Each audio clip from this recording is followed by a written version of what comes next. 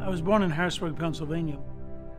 My family was really from Middletown, which is a small town due east of Harrisburg towards Philadelphia.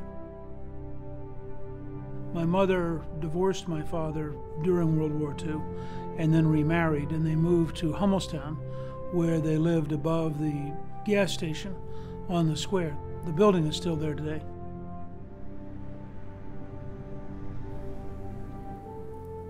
I grew up in kind of an idyllic children's background. I could go visit my Aunt Loma and Uncle Cal on a farm. The family would rent a cabin every summer up in the mountains in central Pennsylvania. Go see my grandmothers and get sugar cookies and wander around. I grew up around a lot of adults, so it was very comfortable for me to go talk to adults all the time. There was one older woman who would always, have cookies and milk and talk to me and show me her books and all that. And I would make up very wild stories, which I realized in retrospect she did not believe any of. But it made her happy. It was a part of small town America.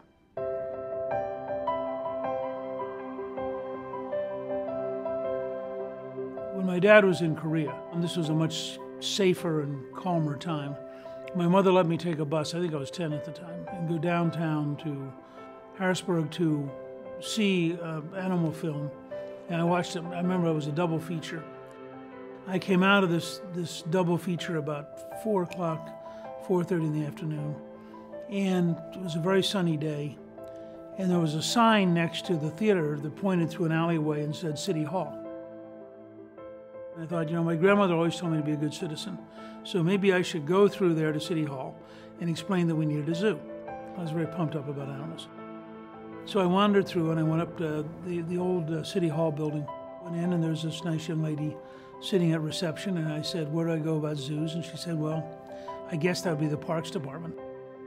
So I went upstairs to the Parks Department, and he said they used to have a zoo in Wildwood Park, and he pulled out the records from before World War II and showed what it cost to feed a lion and what it cost to feed a zebra, and they closed it because of rationing during World War II. He picked up the phone and called my grandmother and said, your grandson is here. I'm going to put him in a cab, but he has to come back Tuesday and testify at City Council, because that's what citizens do. As you can imagine, the local newspaper reported on his appearance before the council, and his father, who was serving in the army in Korea, wrote his mother and said, keep him out of the newspapers. He wanted to be a zookeeper as a child, and then he sort of evolved into donating animals to the Atlanta Zoo. He's donated a white rhino, an emerald tree boa. I mean, he just can't help himself. He just loves animals. He's passionate about them. When he was in high school, he had a dog named Pride. And so when Dad and Pride were out walking one day, it was winter, and so the pond was frozen, and Pride got out into the pond and fell through the ice into the water. So Pride couldn't get up, just his 2 front little paws could get up. So Dad, worried about his dog, of course, went out into the ice to try to pull Pride up. Well, what happened is Dad went into the water as well. And Pride, when he came up, of course, dogs being smarter than humans, the Pride was already up on the ice when Dad finally came up and pulled himself out as well. So when Dad tells the story, he talks about that he learned not to panic because he was literally under the ice, and if he panicked, he wouldn't be able to get back out. But what I've learned from this story, and what I think it shows, is what an incredible person he is. It's a window into his heart and shows you that a man who would risk his life to save his dog is an incredible person. I think I was interested in everything. I still am, and I think history is one of the ways of experiencing life. You had the state capitol, so that gave you some sense of politics and history. You had Philadelphia not that far away, so you had the Constitution and Independence Hall. Gettysburg was about 50 miles south of us, so you had the largest battle in the Civil War. All these things kind of flowed around us. And of course, I was born in 1943, so I grew up in the shadow of World War II and really began to be conscious of the world during the Korean War. So there was a sense of how real things were and how much more people paid attention to those things than they do today. The first real break was moving to Fort Riley, where we spent 3 years. I was between 10 and 13. And we lived on base in what were then called very modern, they're called Capehart housing after Senator Capehart. My dad was a junior officer. And directly behind us up on a hill was the Army training area. And so as a kid, when they weren't on maneuvers, you could go up and wander around. I mean nowadays it would be a nightmare because of the safety. I mean, I used to climb around on tanks that they were using for rifle grenade practice. And you just wander around these areas that have been churned up by armored vehicles. But it was a great adventure. As a young Army brat, Newt was surrounded by people willing to sacrifice their lives for America and the cause of freedom. In April of 1958, while his family was living in Orléans, France, his father took them to the battlefield of Verdun, the largest battlefield of World War I, where 600,000 men died in a 9-month period. By comparison, that's the total dead in the entire American Civil War in 4 years. And you just had the sense that this stuff's all real, that countries can die, and that bad leadership can be disastrous. And so I spent the summer thinking and praying about it. And I decided in August of '58 that I would spend my life on 3 things. What do we need to do in order to survive as a free country? How would you explain it to the American people so they'd give you permission? And how would you actually implement it if they gave you permission? I think it became very vivid that individuals have responsibilities, and that for him, it was almost a calling that he would pursue education that would prepare him for a life in leadership. If you're really searching for lessons and trying to understand how people successfully deal with big challenges, then you immerse yourself in learning.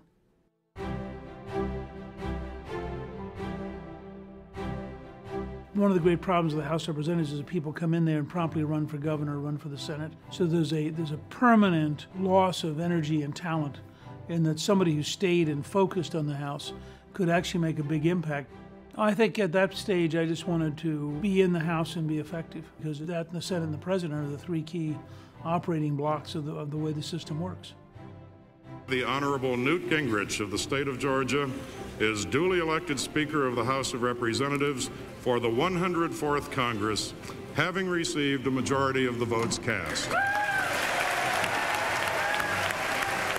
If we'll recognize that in this building we symbolize America writ small, that we have an obligation to talk with each other, then I think a year from now we can look on the 104th Congress as a truly amazing institution, and without regard to party, without regard to ideology, we can say here America comes to work, and here we are preparing for those children a better future. The effect of 1994 was very big. First of all, you shifted from liberal chairman to conservative, from liberal speaker to conservative, from a liberal agenda to conservative. You changed the underlying dynamic of the 2 parties. We'd had 40 years of one-party domination in the House. The Democrats literally thought that it was inconceivable that they could lose, and 94 was an enormous shock to them. They thought they had owned the House, and literally on the very first couple of days, Democrats would come in and sit in the chairman's seat, and the staff would have to say, no, you're now the ranking member. I mean, it was that big a sea change. Under his leadership as Speaker, we balanced the budget, we cut taxes, we reformed welfare, we cut spending. I mean, we had huge accomplishments. So he was incredibly successful. What I love most about my father would be that he's a lifelong learner, he's courageous, he's wise, he's fun. So what I love most is that he's really fun, he's really smart, he has great experience, and he loves being with his family. We really have a great time with him. And he really loves us. Well, first of all, I'm very proud of both Kathy and Jackie, because they're remarkable women, and they've had great professional lives, and Kathy's run companies. Jackie's written 2 books and writes a weekly column.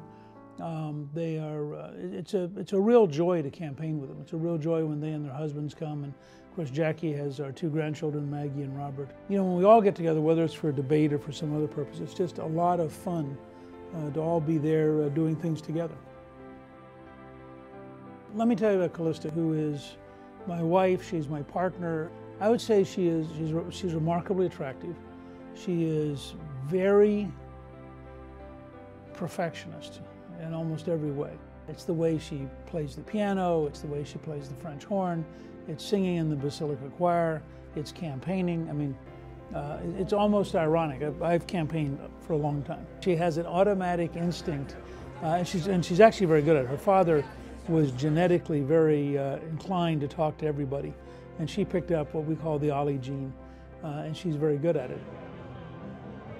To a degree that surprises me, she's really captured American exceptionalism, and she's really made it a part of her own value system and her own way of thinking, and everything from writing Sweet Land of Liberty, which we were thrilled to have as a New York Times bestseller, to making the movies together. Newt and I share a passion for America.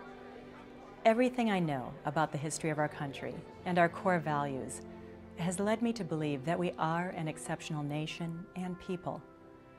Growing up in Whitehall, Wisconsin, an all-American Midwestern town, it was impossible not to be instilled with a sense of patriotism. Our understanding and appreciation of what we are as a nation determines our policies, our values, and whether or not we teach our children that we are a special nation. I don't think I could have done this campaign without Callista. She really gets up every morning determined to be happy, and with an attitude that says, look, you know, you're alive and you're well, and why wouldn't you be happy? Newt is well known publicly as an historian, and some of the things he talks about most ardently is the role of faith in the lives of our founding fathers and the foundation of our country. He talks about faith in the life of Abraham Lincoln. But what I think people little understand is that this discussion, this talk about faith, is motivated by a living faith that Newt has. This is a faith that animates his life today. He is passionate about the faith of our founding fathers. He's passionate about the God-given rights that were set forth in the Declaration of Independence, because as a person of a living faith, he understands how vital it is to every person, how vital it is to the life of a nation. I think faith is central to my identity and to my being. And I think all my whole life I've prayed before every major decision or every major activity or before speeches. And I think it allows me to, in a sense, relax into God. I mean, to not carry the burdens myself, to not think that I am alone.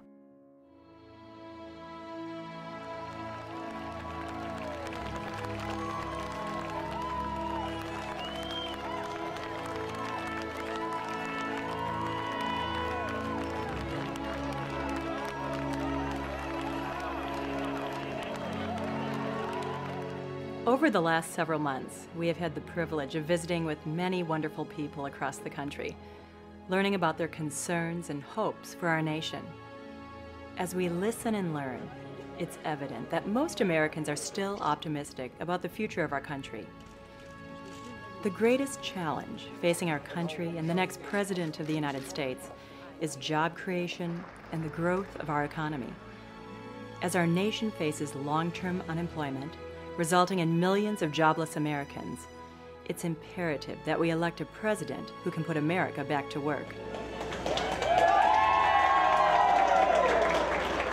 Let's give a warm Decorah welcome to my husband and best friend, Newt Gingrich. I think that I am the one person who understands how big the changes have to be for America to succeed. And I think I'm the one person who's had the background of actually achieving very large-scale projects. We want to run not a Republican campaign, we want to run an American campaign.